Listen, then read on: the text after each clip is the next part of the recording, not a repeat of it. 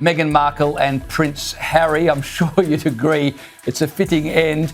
They were crowned. It all started like just another glossy morning at Heathrow's VIP terminal, the kind where limos purr quietly at the curb and attendants whisper instead of speak. Everything was calm, professional, exclusive, but by lunchtime, oh, that calm would crumble into chaos. Because that day, Meghan Markle, yes, the Duchess herself, walked into Terminal 5's private customs wing. It was barely 7:40 a.m., and she was supposedly catching a transatlantic flight straight to Los Angeles. Eyewitnesses later said she looked radiant yet guarded, big dark sunglasses, sleek cream-colored carry-on, and 2 aides orbiting her like satellites. At first, nothing strange. She was all smiles, flashing her passport, chatting with staff, the usual royal adjacent grace. Cameras caught her gliding through the lane like she'd done it 100 times before. But somewhere between the luggage scanner and secondary screening, something changed. You could almost feel it through the footage, the subtle shift from polite composure to quiet tension. Or rich people who care.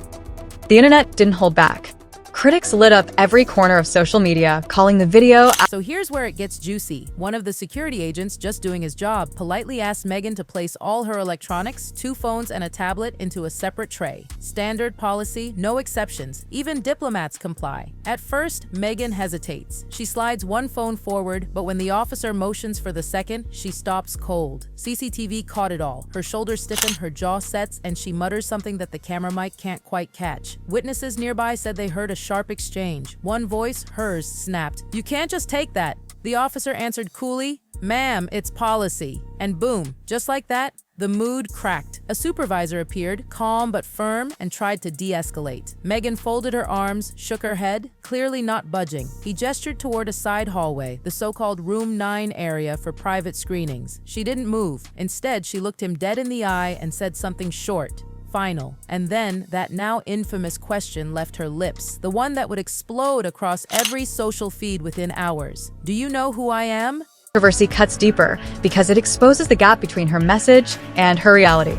Meghan speaks often about equality. The room froze. You could feel the chill. Staff glanced at one another, not daring to breathe. One officer later described it as ice in the air. Protocols kicked in instantly. VIP departures paused, scanners halted, radios buzzing. 15 minutes later, Meghan was escorted, not dragged but firmly guided, into Room 9, a sterile inspection suite used for diplomats and sensitive travelers. By 10:20 a.m., that footage was already flagged for internal review, but by afternoon, clips were mysteriously circulating among Heathrow employees on WhatsApp, labeled only the Duchess incident. Nobody realized it yet, but someone inside Airport Command had already leaked the entire compilation, complete with synced audio, to a European outlet. And oh, what those recordings revealed wasn't just a tantrum. It was a warning. The leaked Room 9 recording begins innocently enough, the hum of air vents, a chair scraping the tile. Then, a calm male officer's voice. "This won't take long, ma'am. We just need to rescan the second device." Meghan's reply? Smooth at first. "You can check the case, not the drive." He insists, protocol and all that. And that's when her voice hardens. "That's not your jurisdiction. That phone holds privileged correspondence. You scan it, it becomes an international issue." The officer hesitates. Then a second woman joins, likely a liaison from the diplomatic desk. Her tone is sugar-sweet, but the subtext is acid.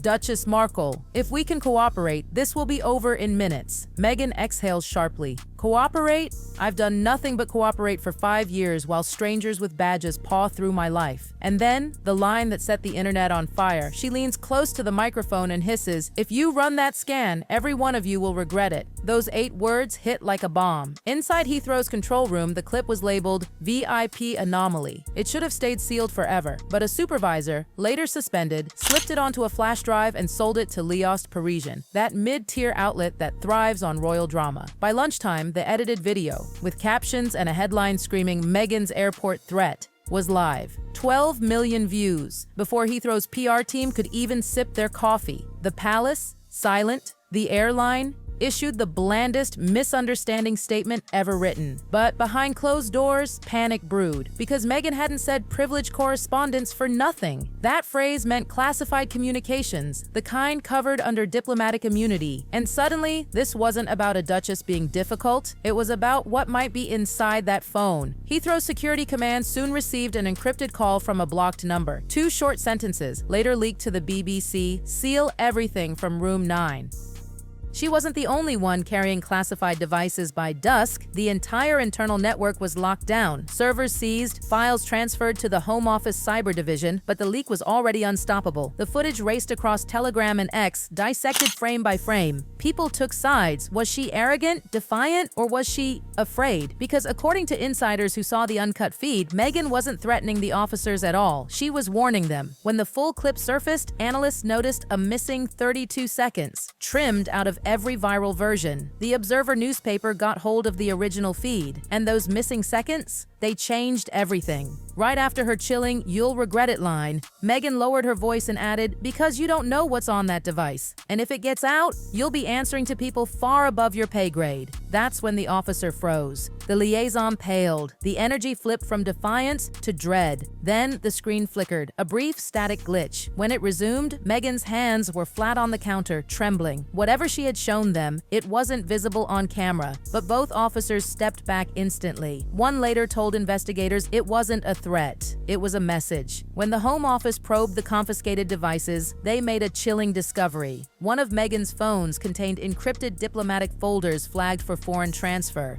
In plain English, data routed through embassy-grade channels. Suddenly, it wasn't just gossip, it was government business. Within hours, orders arrived. Seal all data under Section 73. That meant Britain had officially classified the Duchess incident as a state-linked event. But no matter how hard they tried to contain it, the truth kept leaking through the cracks. A whistleblower told Sky News that the confiscated phone had connected to an unregistered satellite relay codenamed Echo 7, the same signature linked to the mysterious Blue Room files. Cue absolute chaos online.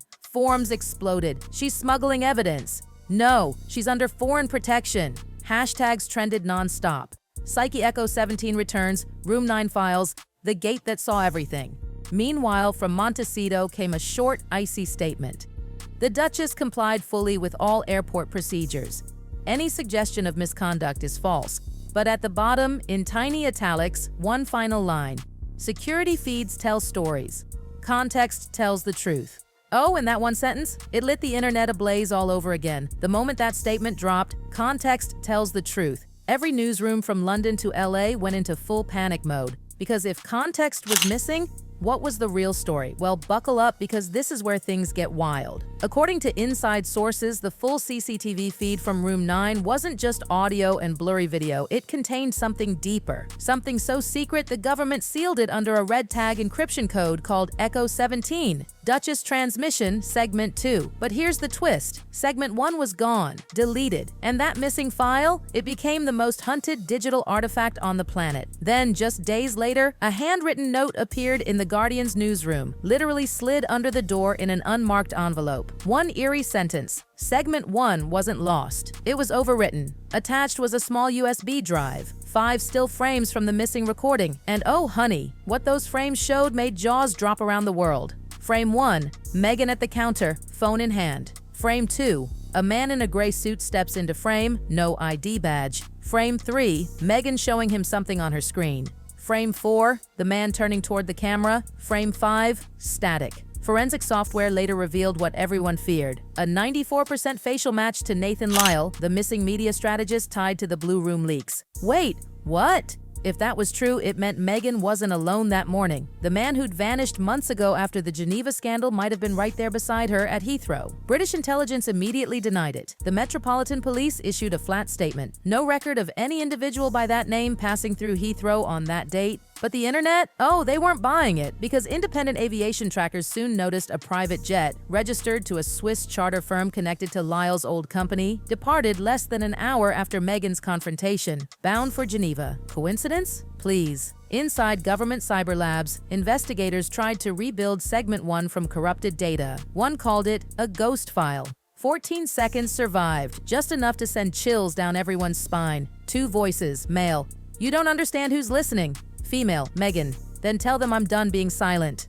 Static end of file. When that audio fragment leaked online, social media imploded. Was she working with Lyle, against him? Was she being silenced or staging her own reveal? Theories exploded everywhere. Even palace aides started whispering about a continuity event. a fancy code term for something that could destabilize the monarchy's operational security. Yes, it was that serious. Meanwhile, Room 9 became almost mythological. Memes, hashtags, Reddit threads, people said it was the room where secrets met surveillance. And just as the frenzy peaked, bam, another shockwave. Heathrow's head of security resigned. His statement was cryptic but haunting. There are recordings we never made and footage we never saw. Yet somehow they exist. The internet went berserk.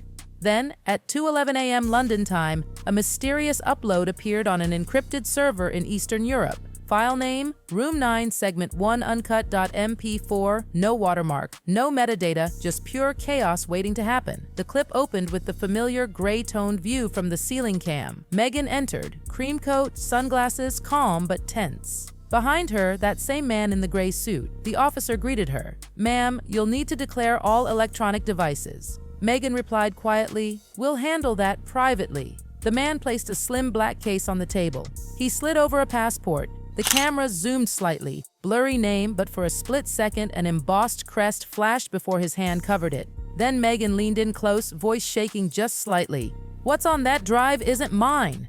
It's proof. Everyone watching the leak said the same thing. She looked scared, not angry. A cough from off camera, static flicker, then a male voice. "You can't protect everyone, Meg." Her reply, steady but trembling. "Then they'll leak with context." And then, the line that would become global legend. She looked straight at the CCTV lens and whispered, "Turn the camera off." The feed cut out. Within hours, the world was spinning out. That single line, "turn the camera off," became everything. TikTok filters, protest signs, conspiracy channels, late-night comedians. Was she trying to hide something or save something? Outside Heathrow, protesters waved cardboard signs painted in red. "Turn the camera off." And inside Parliament, utter chaos. At 8 a.m., the Home Office admitted the footage was real, but illegally disseminated. An emergency meeting was called with GCHQ, Britain's top cyber intelligence agency. Meeting notes later leaked online, and get this. Segment 1 indicates the presence of an unidentified male with diplomatic credentials. Objective unclear. Recommend silent retrieval of Markle devices. Silent retrieval? Oh, that's not something you say unless you're terrified of what's inside those devices. But the silence didn't last. By the next morning, American news channels were all over it. Some screamed, "Royal meltdown," while others asked, "How has surveillance gone too far?"